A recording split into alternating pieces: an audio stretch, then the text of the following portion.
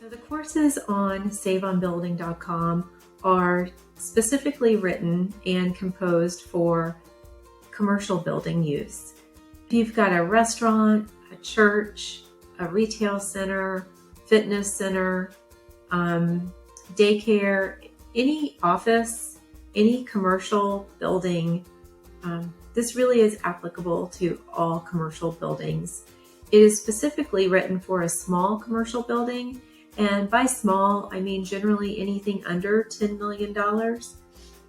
Projects that are over $10 million should really be managed by professional developers. The under $10 million commercial building market is geared towards small businesses, first-time or relatively new developers, contractors that are starting to develop their own property, real estate investors.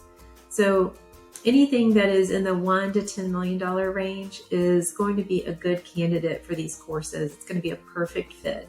You're going to see that the case studies and the real life examples that we use are the same exact building types or really similar building types to what you are developing yourself.